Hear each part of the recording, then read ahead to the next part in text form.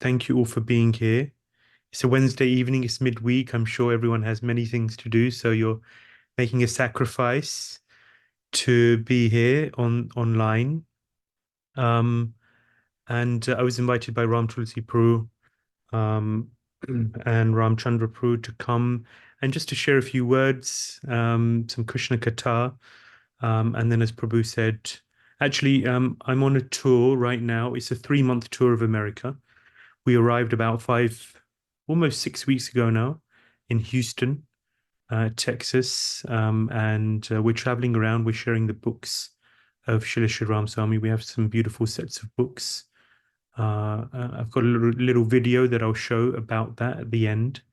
But we started in Texas. We went to San Antonio, Austin. We were at the Sadhu Sangha retreat in Dallas.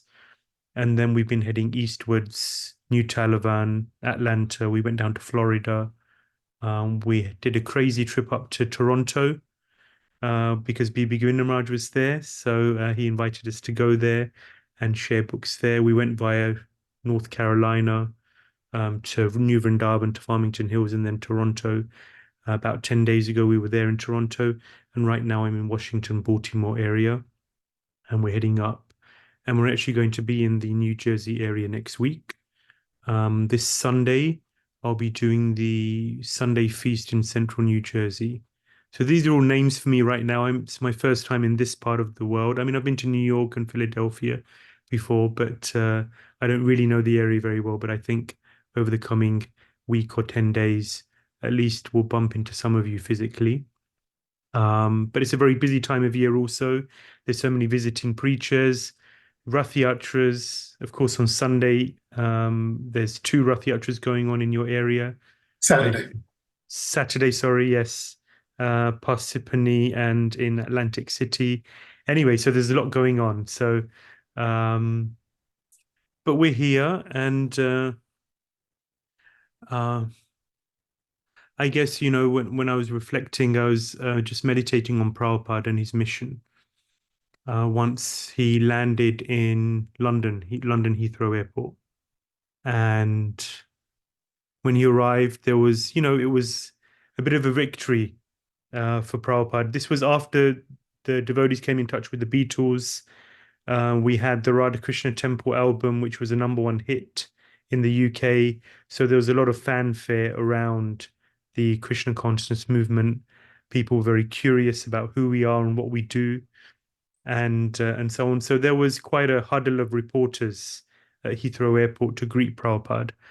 And there was one reporter, and a very British reporter, and he asked, "So, Swamiji," that's what he was known as. "So, Swamiji, what brings you to British shores?" he asked. And Srila Prabhupada, in his very typical, pointed way, he was always very quick off the mark, very witty, and strong when needed. He said, "You Britishers." This is on British soil in London Heathrow Airport. He said, "You Britishers, you came, you came to India, and you looted jewels, emeralds, diamonds, all the wealth you took. But there's one jewel that you forgot. There's one main jewel, one main treasure which you left behind, and that is the Vedic literatures, the Srimad-Bhagavatam, and I have come here to give it to you."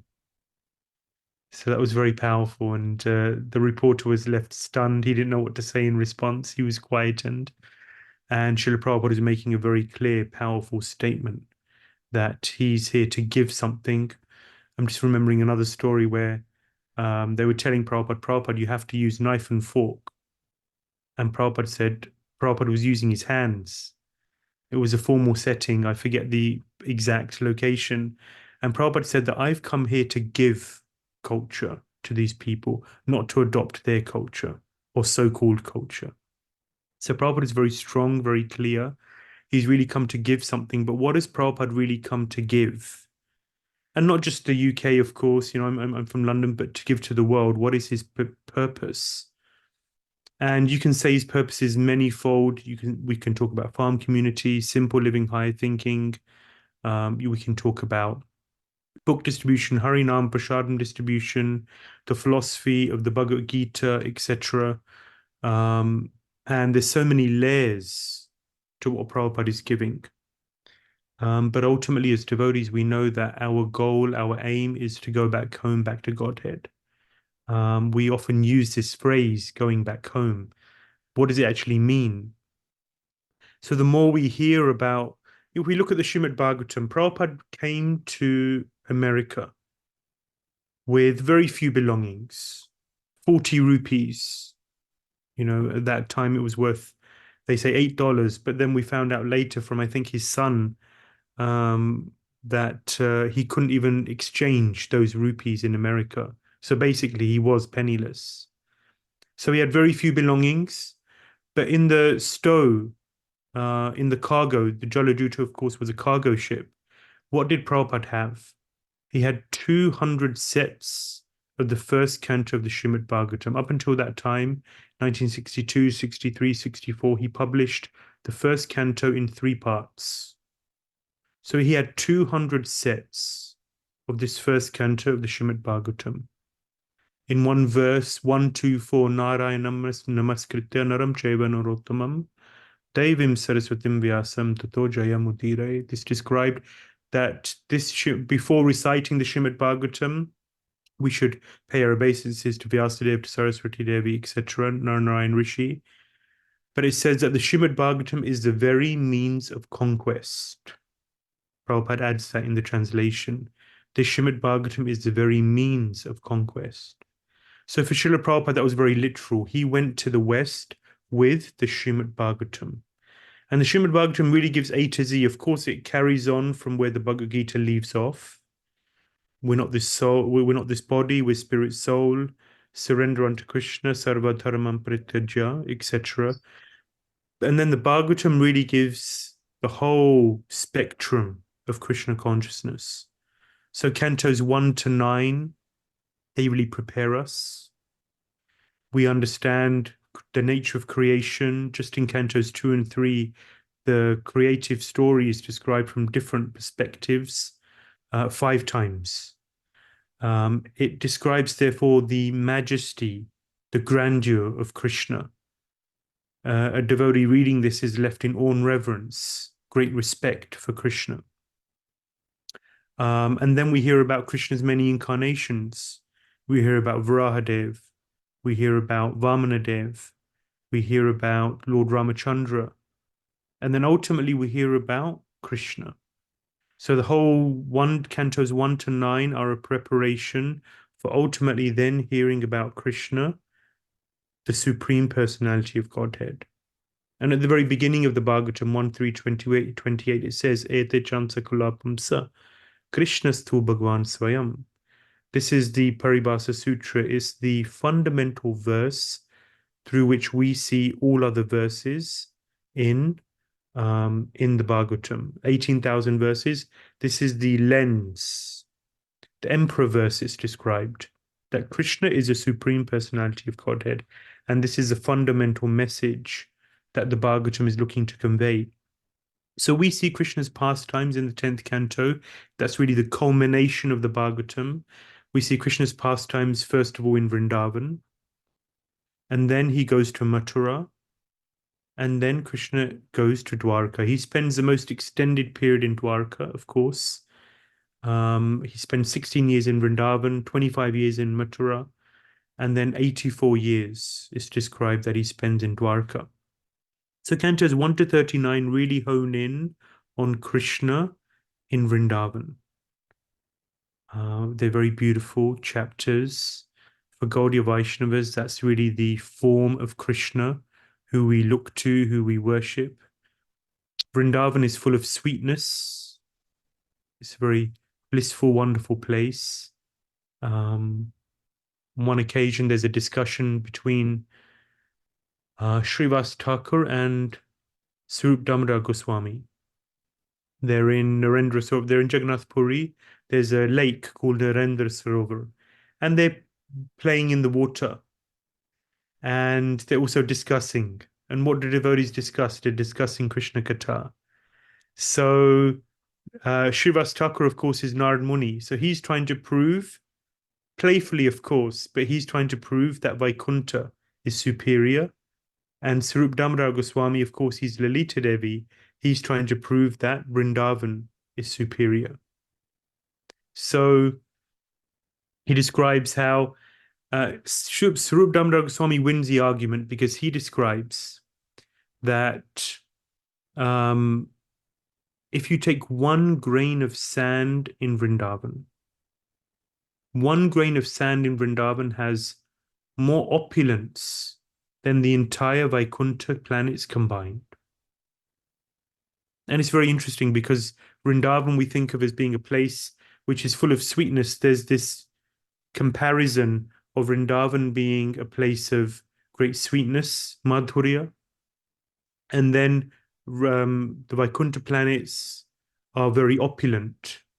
They worship the Lord in awe and reverence with opulence. But actually, Vrindavan is also very opulent. It's a very, very opulent place. It's just the sweetness of Vrindavan.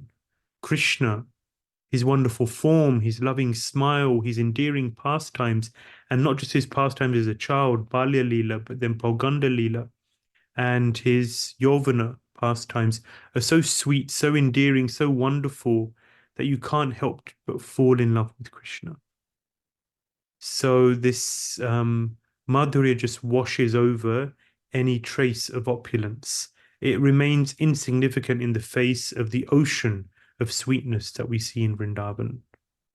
But ultimately, Krishna leaves Vrindavan, and that causes a lot of pain to the Vrajvasis. They won't allow him to leave. But this separation is a key aspect of Krishna's pastimes. It plays various functions, separation. Rupa Goswami describes that separation is like salt in the ocean. What does salt do? What is a function of salt in the water of the ocean? It keeps the ocean fresh. It keeps the water fresh. In the same way, separation keeps things fresh in the pastimes of Krishna and his associates. So even on a day-to-day basis, everyone experiences separation from Krishna.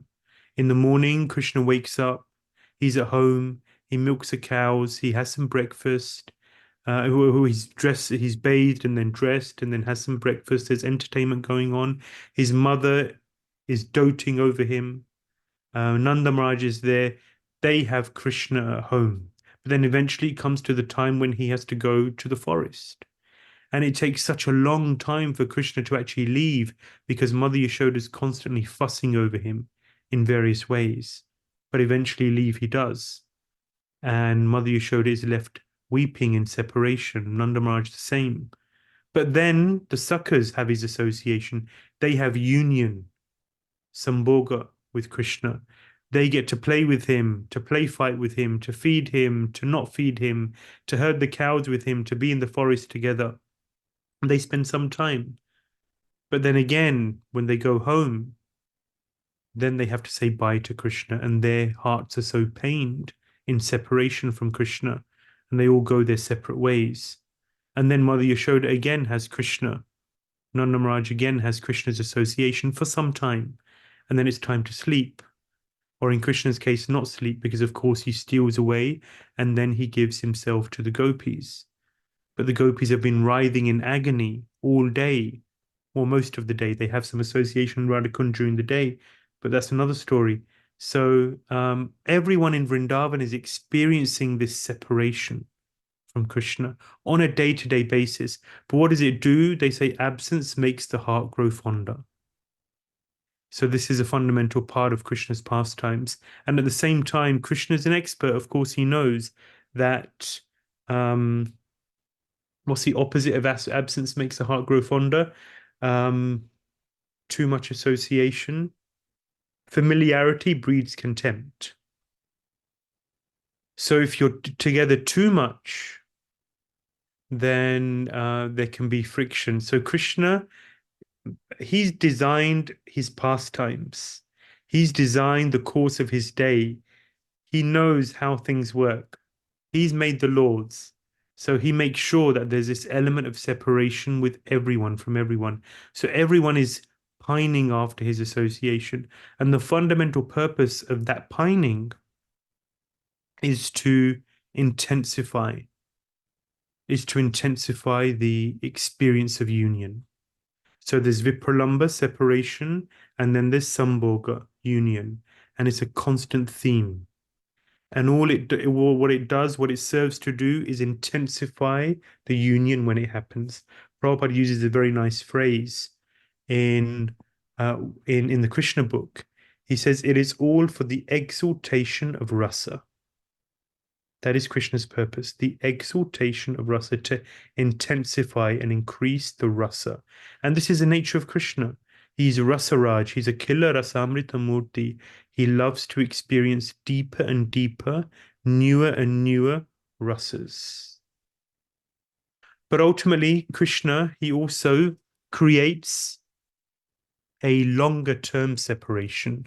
So at a certain point, Krishna leaves Vrindavan. Of course, in one sense, he doesn't leave Vrindavan. It's described in the literatures that Vrindavanam prityaja padam maikam nagacchati. Krishna never leaves Vrindavan. So then how is it that Krishna goes to Mathura? Does anyone know? So Krishna leaves and he goes to Mathura. At the same time, it says that he never leaves Vrindavan. Would anyone like to? No need to be shy. Because he stays in people's heart. It's no matter physically where he is. Nice. Yes, that's true. He stays in Krishna's heart. He stays in the devotees' hearts. Absolutely. That's definitely one element of it. Anyone else? Hare Krishna, Prabhu. Yes. So maybe Krishna expands himself because he's Yes. omnipotent. Yes. Yes. So, what's described is that there's an original form of Krishna. That is Shyam Sundar Krishna or Vrajendra Nandana Krishna. That Krishna, original Krishna, never leaves Vrindavan. So when Krishna, who comes to take Krishna? It is Akrura. Akrura is Krishna's uncle, and he's called Akrur. It means he who is not cruel. But when he comes to take Krishna away, and Balaram actually both, he takes both at the same time. Then the Vrajavasis say, what kind of a name does this person have? He's called Akrur. He's called not cruel, but he's the most cruel one because he's taking our life airs away from us. He's taking Krishna away from us. So they're very, very torn. They're in so much pain. And the only thing that allows them to get out of the way of Krishna's chariot is that Krishna says 3 words, or maybe 4. I will be back, or I'll be back. I'll return. This is Krishna's promise. And the residents of Vrindavan hold on to this statement. And this is the only way that they maintain their life is there are 8 stages of separation which are described. One becomes disheveled, one becomes emaciated, thin like a stick. This happens to the Rajvasis, particularly the gopis. The ultimate stage is death. The 8th and final stage of separation is death. They don't die. Why don't they die? Because they're just holding on to these words. Krishna promised. He said, I'll be back. And of course, Krishna is a bit of a liar. He's got form for lying. He steals butter and says to Mother Yashoda he hasn't. He eats mud and says he hasn't eaten mud. He's done plays all sorts of pranks. So he does have a reputation, but he wouldn't tell this kind of a lie. They're all white lies, small things. He'll return. So they hold on to this concept that yes, Krishna will return. So they allow him to leave. But it's described when Krishna reaches the confines of Vrindavan, when he reaches the boundary of Vrindavan, then Shyam Sundar Krishna goes into Aprakat Leela. into unmanifest Leela. And Vasudev Krishna is an expansion of the original Krishna, and he's the one who accompanies Akrura to Mathura and then to Dwarka. The original Krishna always stays in Vrindavan, he never leaves. And those who are qualified can interact with him, can have pastimes with him in that uppercut situation, in that unmanifest situation in Vrindavan. So this is how Krishna's pastimes go. So Krishna goes to Mathura and then he goes to Dwarka. He spends a long time in Dwarka. And if you read Brihad Bhagavatam, it describes Gopakumar visits Dwarka and he comes across Krishna. And Krishna is a king. He has 16,108 wives, 16,108 palaces, 10 children with each queen, so much opulence. And you think he's got it all. He's got everything. What more does he need? But Krishna's actually very pained in Dwarka. He's very, he's suffering in Dwarka. Why? Because this separation and union is not just a one-way thing. It's not a one-way street. It's not that the Vrajvasis are missing Krishna and that's all. Krishna also deeply misses the Vrajvasis. He's in such pain of separation. All he can do, especially at night time, during the daytime, he's busy managing, governing, meeting his ministers. He busies himself in so many things. But at night time, when he's meant to be sleeping, one of Krishna's names is Lohitaksha, red-eyed one. Lohit means red, and Aksha is eyes. He's Lohitaksha because he never sleeps. In Vrindavan, because he's out in the forest. And in Dwarka, because he's missing the Vrajvasis. So he never sleeps. He calls Arjun Gudakesh. He's also Gudakesh. He's conquered over sleep. So Krishna's there and he's missing the Dwarkavasis so much. So what do the Dwarkavasis do? At a certain point, I'm getting to the pastime that I wanted to tell. We don't have so long, so I'll try and be relatively quick. Krishna, they build a replica of Vrindavan for Krishna in Dwarka. So Vishwakarma is the architect of the demigods. And they construct this Nava Vrindavan. They call it Nava Vrindavan. So when Prabhupada calls, we have a new Vrindavan, we have a new Jagannath Puri, new Raman Reti, so many temples in the world, in the ISKCON world, and he calls them new something. This is coming from scripture. It's coming from Rupa Goswami, actually. He describes this pastime that I'm about to narrate. So they call it Nava Vrindavan, and it's beautiful, it's wonderful. It's full of beautiful trees, and all of the places are there. There's a Gokul, there's a Javat, there's an Nandagram, wonderful forests. It's so beautiful, and Krishna goes there, and all he can do is think about Vrindavan, and he feels at home for a few minutes. Vrindavan is there, but what's missing? Can anyone say what's missing?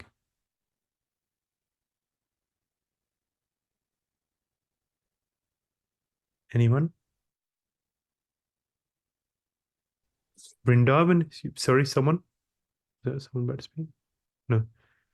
Yeah, someone was saying it. Go ahead. I was going to say, Hare Krishna, I was going to say gopis were missing. Yes. And overall, the Vrajvasis. So they've recreated a Vrindavan in Dwarka. It's called Nava Vrindavan. They have, all of the externals. It looks like Vrindavan. The palaces are there, the trees are there, the stones are there, the creepers are there, the river Yamuna's there. But there's no Vrajvasis. So what is Vrindavan without the Vrajvasis? The two go hand in hand. So when Krishna goes to this Nava Vrindavan, he comes back feeling even more pained. It's like it's so close. It's so close, so much like how it should be, but it's not because the Vrajvasis aren't there. So Krishna is writhing in even more agony, and it's decided that Krishna won't go to Nava Vrindavan anymore. Of course, Krishna has many, many queens in Dwarka. His superiormost queen is Rukmini. Does anyone know who Rukmini is in Vrindavan Leela?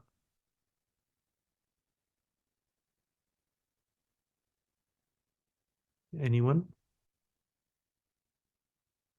No need to be shy. So Rukmini in Vrindavan Leela is Chandravali. Chandravali is Radharani's number one competitor. So they have a competition, I guess, for Krishna's attentions. Anyway, so Rukmini is very careful. She really wants to maintain her number one position with Krishna, the number one queen. So on one occasion, a young lady approaches Rukmini, comes to her palace, and Rukmini sees her and she cannot believe it. This personality is so beautiful, is so amazing, has such presence, has such confidence, has such Shakti. She's quivering in her boots, we say. She's so fearful. So she starts worrying. What's the first thing naturally she's thinking about? If Krishna sets eyes on her, then my number one position is going to be challenged. So she starts worrying, who's this person? Why is she here? And how can I make sure that Krishna and her do not meet? Because then there'll be problems. But this personality is actually Satyabhama. Satyabhama is actually Radharani in Dwarka. So Dwarka has all of the personalities in Vrindavan. They have their kind of facsimiles or their alter egos, if you like, in a way. So Satyabhama has one request. She says, there's one person in my heart, one man, but I can't find him. So I want to go, I don't want to see any other man. I want to go to a place where there's no one else. I have my associates. I just want to go to a place where I can be alone, where I can be free, where I can be peaceful. No men. So this is music to Rukmini's ears, because that's exactly what she wants. She doesn't want Krishna and Satyabhama to meet. So then where does she send her?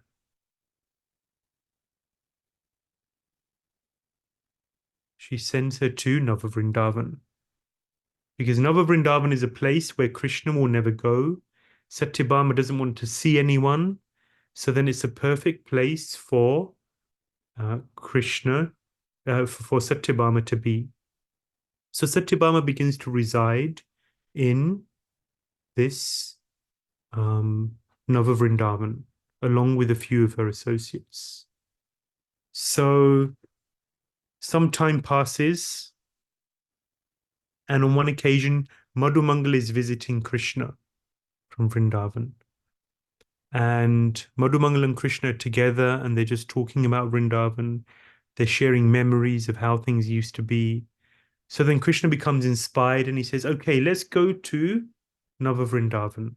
I want to go back there just to relive Vrindavan. I have Madhumangal, at least I have one associate here. So they venture into Nava Vrindavan and they walk through the forests. They pass the Yamuna, so many wonderful, beautiful places, and they're reminiscing.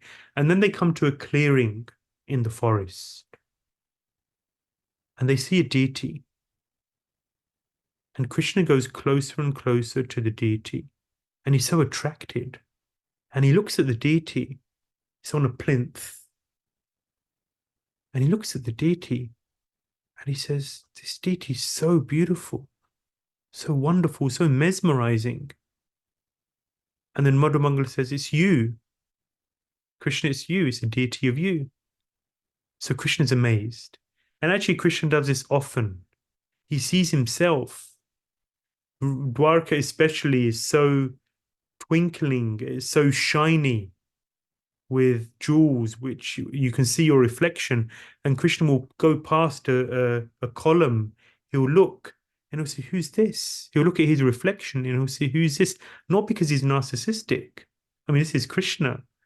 He's just so attractive. He's so wonderful. He's so beautiful. But he doesn't look himself in the mirror. He doesn't even necessarily recognize himself. But he's just so attractive and beautiful. And this is like a precursor for Chaitanya Mahaprabhu, because Chaitanya Mahaprabhu is none other than Krishna, who's worshipping and loves Krishna. So Krishna's in this, he's looking at this deity and he's just mesmerized by the deity. But then he begins to see some interesting traits. He sees that the tilak on the deity is crooked. He sees that the garland is bent. And he sees that the sandalwood on the feet of the deity is cracking. And he's trying to figure it out. How come? You know, if you've been a pujari, if you've dressed deities, then these are basic things. You get the tilak straight. You put the garland, straight, But Krishna could see deeper. He could see that actually whoever's dressed this deity is not a neophyte. So it's two options. It's either a beginner who really knows nothing about deity worship. But Krishna's conclusion was that whoever's worshipping this deity was experiencing the deepest ecstasies. And therefore, when they were painting the tilak, they were trembling in ecstasy. And therefore, the tilak was bent. When they were so inattentive in meditation of Krishna in ecstasy that the garland was bent. And they were crying a river of tears. And therefore, the sandalwood on the feet became cracked. So Krishna became very curious. Who is it that has been worshipping me with so much love and devotion, in ecstatic devotion? As Krishna was wondering who this was, who the worshipper of this deity is, they began to hear, Madhumangala and Krishna were hearing that there were some voices of young girls coming close. So then very quickly, Krishna is a very quick thinker. He said, "Quick, Madhumangala, help me." So they grabbed the deity and put him into the bushes. Krishna swapped dresses because this deity also was dressed just like a Vrindavan cowherd boy. Yellow dhoti, sash, a nice forest flower garland, peacock feather. This is how Krishna dresses in Vrindavan. In Dwarka, then he's wearing his very formal regalia. He has this, very kingly helmet. He has his armor. He looks like a king. But then Krishna felt very refreshed, wearing this Vrindavan forest outfit. So swap dresses, and he stood onto the platform, posing as a deity. So Krishna's standing there, and then Satyabhama comes into the clearing with her friends. And the moment they come into that space, Satyabhama just feels something special here, something different. There's a prabhav, there's an effect that's not normal. She feels that this is something very special. I don't usually feel like this. The deity is beautiful, wonderful, and I worship him with all my heart. But this is something very special. Who is this? What is this? And then she begins to move around, wondering, looking at the deity, and she sees that the deity's eyes are moving. She's thinking, hey, hold on. Deity's eyes don't usually move. Krishna's also experiencing an ecstasy because he's coming in touch with Srimati Radharani after a long separation. So then he also begins to tremble. And then she sees the deity's moving. And she's thinking, hey, hold on. Deity's eyes are moving, and then the deity itself is moving. She's confused. What's going on here? What's happening? And then suddenly Krishna can't help himself. He just cries out, Radha, Radha, you've come to me. And then Satyabhama and her friends are looking around thinking, hey, hold on, did that deity just speak? Did he just say something? So a deity which moves, a deity which speaks, and then the deity just starts to cry. Krishna starts to cry. This is another element of ecstasy. Just starts to cry. So Satyabhama just very automatically, instinctively, she jumps up onto the plinth and she gets the veil of her sari, the corner of her veil, and she starts wiping the tears off of Krishna's face. And at that point, Satyabhama faints and Krishna also faints. Because this is, after a long separation, Krishna's been in Dwarka for such a long time, but this is the meeting again of Krishna and Srimati Radharani, who's in the form of Satyabhama. So this, so they faint, and at that point, Rukmini starts to come. She's looking for Krishna. Where's Krishna gone? Where is he? She can't find him. She's thinking, she's always worried. Since Satyabhama arrived, Rukmini's always been worried. Because maybe they'll meet. Whenever we have something which is a prized object, which we really value, which we're very attached to, then what do we always fear? We always fear losing that thing. For Rukmini, her most valuable object, personality, what she holds closest to her heart is Krishna. So she's very fearful of losing Krishna, or at least losing her number one position as Krishna's favorite queen. So she's always fearful that Krishna may go to Nava Vrindavan. So she's going along and looking just to make sure that Krishna's not around in Nava Vrindavan.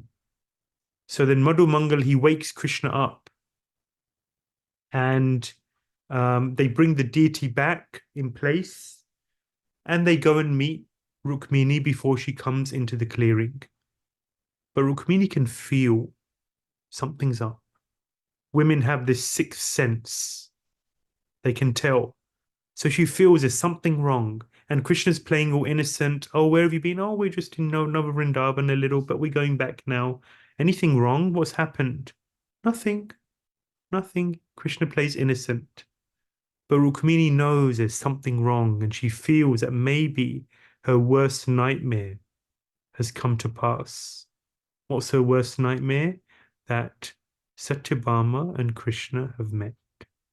And so from there, in Dwarka, there carries on another set of pastimes, and they're very similar to the Vrindavan pastimes. In Vrindavan, Radharani is in the shackles of the home of her in-laws. She can't escape, she can't leave. Or she finds it very difficult to do so. She has to be very clever about how she gets away from that space. But Krishna is very free. And eventually they meet. Now what happens in Dwarka is that Krishna is shackled. He's in the palace. Rukmini keeps her beady little eye on him. She makes sure that he can't leave the palace. So Krishna has to come up with all sorts of clever, ingenuitive means in order to leave the palace and meet Satyabhama in Nava Vrindavan. Satyabhama is free, like Krishna is free in Vrindavan. In this case, Radharani or Satyabhama is free. So this is like a reflection of the past times in Vrindavan. We see the same in Dwarka. When I first heard, I read in Chaitanya Charitamrita, I think, one of Prabhupada's purports, he describes that Rupa Goswami is writing a play, and Radharani came to him and she said to him, split the play into two. And therefore Rupa Goswami wrote Lalita Madhava and Vidagdha Madhava. And I heard that Vidagdha Madhava is all about Krishna in Vrindavan, and Lalita Madhava is all about Krishna in Dwarka. So then I began to think, well, I won't read, when I'm ready, then I won't read Lalita Madhava. I'll read Vidagdha Madhava, because we're interested in Krishna in Vrindavan. But when I read both, and I saw that actually Lalita Madhava, I mean, this is Rupa Goswami, he's a Rasacharya it's actually even more Vrindavan. It may be set, the setting may be Dwarka, but it's even more Vrindavan than Vidagdha Madhava, which is directly set in Vrindavan, because the themes, the moods, the separation really comes out. So separation is really a key part of our process to develop separation from Krishna. But you can only feel separation from someone when you have attachment to them. If you don't have attachment, then there's no question of separation. So in our Krishna consciousness, we have to really practice in such a way that we can develop some attachment towards Krishna. Prabhupada says that we should chant japa when we're chanting Hare Krishna. Then it should be like a baby crying out for its mother. A baby crying out for its mother. We understand, so a beginner devotee will understand that actually I'm helpless. I'm in this material ocean. I'm riddled with material desires. But all I want is Krishna. Krishna is my Lord, my Master. I want to serve him. I want to give my life to him. And in that mood, one cries out in separation. So this is what we have to do. We have to look to cultivate this separation. But how do we do this? We have to develop an attachment towards Krishna. And how do we do that? We have to hear about Krishna. The more we hear about Krishna, his name, form, qualities, abode, associates, and pastimes, the more that natural attachment to him comes. And that's actually what's natural to us. That's the reality, attachment for Krishna, love for Krishna. And therefore, Srila Prabhupada gave his Krishna book. Krishna book, Prabhupada, before he had produced the first canto or the Srimad-Bhagavatam, he was a few cantos in, but then he did a summary study of the 10th canto, because that's really the essence of the Bhagavatam. It's really the essence of Krishna consciousness. Because when we're chanting Hare Krishna, Krishna Krishna, Hare Hare, Hare Rama, Rama Rama, Hare Hare, we're chanting this mantra. Who is that Krishna? Who is that personality? The more that we have color, the more we know about this personality, his mood, his traits, his activities, his associates, his pastimes, the more that has meaning. It's filled with purport when we chant his names, and the more it will evoke something inside. Ultimately, Krishna consciousness is a feeling. Bhakti is a feeling of love towards Krishna. That's what we have to develop.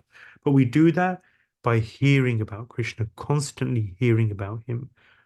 The more we hear about him, the more we will develop a love for him. And so that's what the Krishna book is about. And in pursuance of the Krishna book, with a desire to further elaborate on Krishna's pastimes, which the acharyas do. We have the Srimad-Bhagavatam, but then our acharyas, Rupa Goswami, Sanatana Goswami, Jiva Goswami, Vishnu Chakravarti Thakur, they all write so much more about Krishna philosophy, tattva, and about Krishna Leela, Krishna's pastimes. So Maharaj, Srila Sivarama Maharaj has been mining those literatures for over 30 years, and he's producing book after book, which really help us to learn more and more about Krishna's beautiful, wonderful pastimes. So they're very beautiful books. And that's really why we're here in America right now, to share Krishna Leela, Krishna's pastimes and philosophy with the devotees, and also to share these books. They're very beautiful, high quality books. Maharaj has studied 2,000 books of the acharyas and other places in order to put this set of books together, and they're exceptional. They're very, very beautiful. So I want to play a quick video where Maharaj is speaking about these books, and then I'll say a few more words, and then there can be some questions. So I'm hoping this will work. Hare Krishna. I'm here accompanying Ananda Caitanya Prabhu to introduce to you our latest literary offering. This comprises of two sets of books, the Navaraja Mahima and Krishna in Vrindavan series in box sets. So first I'll explain a little what Navabraja Mahima is about. It's in 9 volumes, and the underlying inspiration is Srila Prabhupada's Krishna book. It contains 600 of my favorite pastimes, of course, of Krishna's Vrindavan Leela, and it's projected onto the canvas of New Vrajadam, hence we call it Navabraja Mahima. The 9th volume is a map book that describes the places in which all of these pastimes took place. This is not a children's book, but like Krishna book, it's for children, for adults, for paramahamsas, and for beginners. And like Krishna book, there's quite a minimum of philosophy. This book took me 5 years to write, so 12 hours a day, 7 days a week. And of course, the production is really high grade. We have first class paper, gold edging, gold blocking on the artificial leather cover. There are 400 pieces of art within the book, and these books will certainly last you many, many lifetimes. Okay, then let me describe Krishna in Vrindavan. And this is based on the Srimad-Bhagavatam, 10th canto, Krishna's presence in Vrindavan from 1st to the 39th chapter. Again, the foundation is Srila Prabhupada's own commentaries, as well as those of other acharyas. What's the goal of these books? It's to deepen our absorption in Krishna by hearing his pastimes. The books which are in the set include Song of the Flute, Venu Gita, Napare Hum, Krishna leaving Vrindavan and returning, Damodar Leela, binding Krishna. And while sometimes people ask who is qualified to hear, the answer is certainly anyone can read these books, as anyone can read Srila Prabhupada's books, but we've written 2 books that underline the adhikar, or the qualification for reading, and that is Shuddha Bhakti Chintamani and Sankalpa Kaumudi. These books then culminate in Vilap Kusumanjali, which is the book which I have just written or writing, and that is a commentary on Raghunath Das Goswami's book of the same name. Our purpose here is not to make money. The books themselves are actually subsidized. They do cost quite a bit to write. And our real purpose, my purpose, is that this is my bhajan. And hopefully those who read it, it will be their bhajan. Moreover, Srila Prabhupada wanted us to hear about Krishna because he wanted us to be mad after Krishna. Well, how do you become mad in love after somebody? Well, you have to know them. And how do you know them? Well, you hear about them. You hear about Krishna's beauty, his qualities, his pastimes, associates. This, Srila Prabhupada said, is our family business. Writing books, printing them, reading them. And Prabhupada wanted us to replace all the non-Krishna conscious literature of the world with Krishna conscious literature. He wanted his followers to write. As a member of ISKCON, I'm making this an ISKCON friendly book. They're directly written for devotees of our society. So I consider that this is my service to Krishna, to Srila Prabhupada, to you and your family, and humbly request that you take a set of these books, read them, gift them to others. It's a limited edition print, won't be always available. And finally, I'd like to invite you all to visit us in New Brajadam and see where Radha Shyama are currently enacting all the pastimes that we are writing about in these books. Hare Krishna.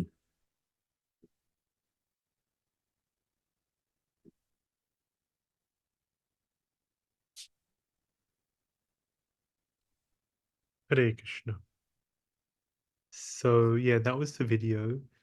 So we've been here in America for, like I said, 6 weeks, and we've sold 150 sets of each of the books in 6 weeks, which is really wonderful. It's amazing. It's quite beyond my expectations. They're very, very beautiful. We use the best printer in Hungary. Very high quality binding, printing. The artwork is really mesmerizing. And the pastime that I told is from one of these books. And there are so many wonderful, amazing, beautiful pastimes, which you'll find in these books. Many you've never heard before. And that's the point. That's the point of Krishna consciousness. Ultimately, these days we speak a lot about anarthas, a lot about the problems, a lot about what we can't do well. But ultimately, Krishna consciousness is about falling in love with Krishna, really getting to know Krishna more. And I definitely find in my own life is that if I practice Krishna consciousness nicely, then so many of the problems and the issues which would have been there are just kind of sidelined. They just go away. They dissipate by Krishna's mercy. So it's difficult because devotees can't see the books. It's a very busy time. There's, as I mentioned at the beginning, there's a lot happening these days. We were planning on doing a physical Sangha next week in Bergen County Temple, but it's of course the Independence Day weekend. A lot of devotees are traveling, but I guess this is an opportunity for devotees to order sets of books. And if anyone wants to do so, then they can contact me. I think maybe the flyer will have gone around, which has my contact details. If it hasn't, then maybe it can be sent around to the group, to the temple community. And if devotees would like to place orders, then they can get in touch with me. I guess if there's any questions, any comments, then please go ahead. Before we get into questions, I'll just make some quick announcements. Please. And open the floor for. Okay, just quickly going to share our upcoming programs. So this weekend, this Saturday, we have 2 Rath Yatras happening, one in Atlantic City and one in Parsippany. So everybody please join and participate, especially if you missed the New York City Rath Yatra. And then this Sunday, we have a very, very special speaker, His Holiness Devamrit Swami Maharaj, who's also our GBC. He's going to be visiting and giving the Sunday class, so we want to give him a warm welcome. On July 7th, which is the actual day of Rath Yatra in Jagannath Puri, we are going to be doing a mini Rath Yatra, and we have a very special deity of Jagannath Baldev Subhadra coming to the center as well. So don't miss this opportunity to participate. There will be many cultural events along with that. There will be a skit, there will be a dance related to Jagannath. There will be 56 items or more offerings and many more. And Chaitanya Prabhuji, if you still want to come, because we have a packed program that day, and yes, there will be a lot of people. There'll be some people traveling, some people will be at the center, but we can talk offline and talk about the books, because I would like to get some for our community as well. And then the rest, you can see the information on our website, our Friday programs, Bhagavad Gita reading on weekdays, afternoons, and our morning japa sessions. So you're all welcome to join that as well. So with that, I'll open the floor for any questions. If you have, please raise your hand or unmute, or you can type it in the text box as well. Hare Krishna. Anyone?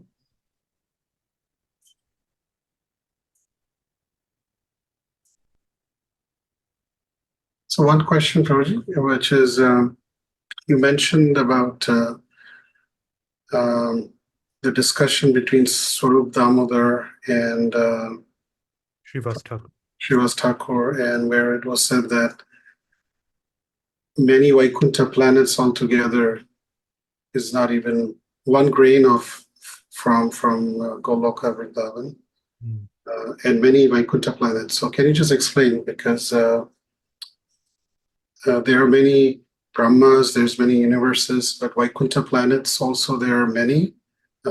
Is one of the questions that comes up. Yes. So, you know, the nature of Vaikuntha. So there's often a comparison made between two types of two moods of devotion. One is worshipping Krishna with a mood of awe and reverence, with a mood of respect. Krishna's God. He's Sarva Karana Karanam, the cause of all causes. He Aham Sarvasya Prabhavo. Everything emanates from Krishna. So he's the source of everything, and his greatness, his godhood is emphasized. And that's the emphasis in Vaikuntha, and Dwarka also has that mood, which is more prevalent. Krishna is a king; he's very respectable, and that creates a certain distance in terms of the mood of the loving devotion that his devotees have for him in that environment. The nature of Vrindavan is wholly opposite to this. No one in Vrindavan worships Krishna. They don't see Krishna as God.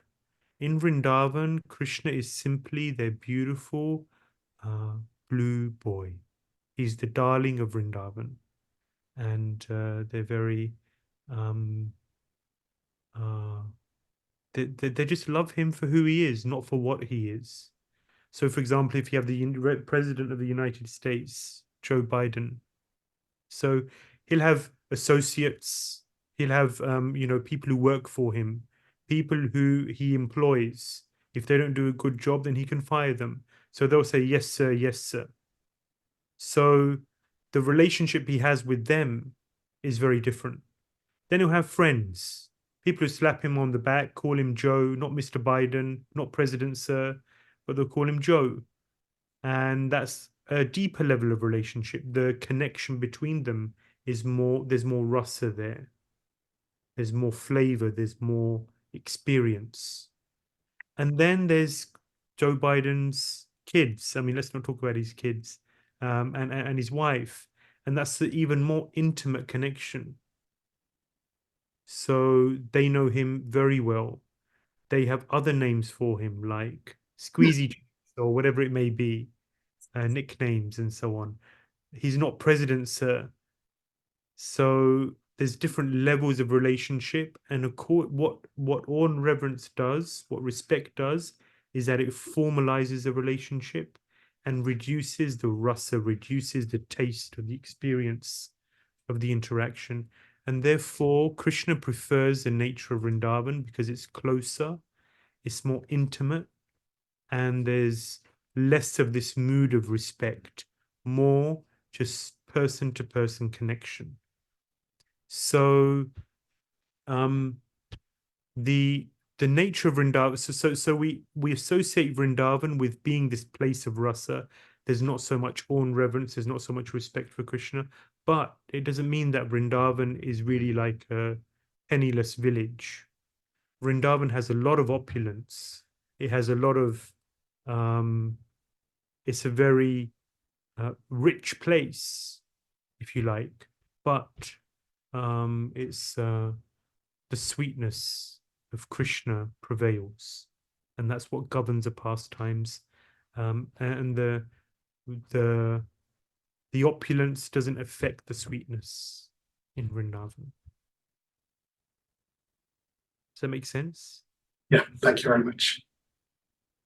Anyone else has a question?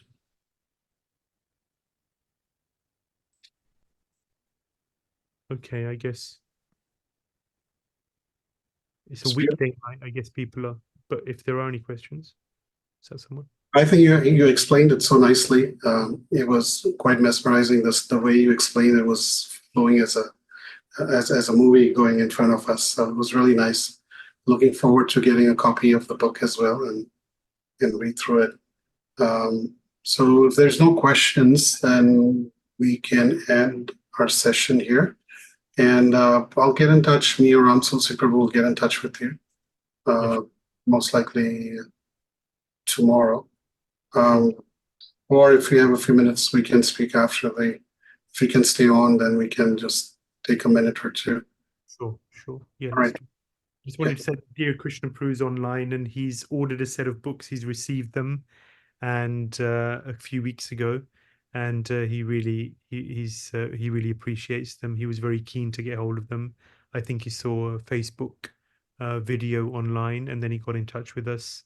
We sent the books to him, and he's really appreciating them. And like I said, we've sold many sets. I think devotees have to see them to see the quality.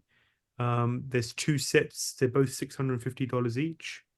And they're exquisite books, which with beautiful artwork, and I think devotees would really appreciate them. Wonderful.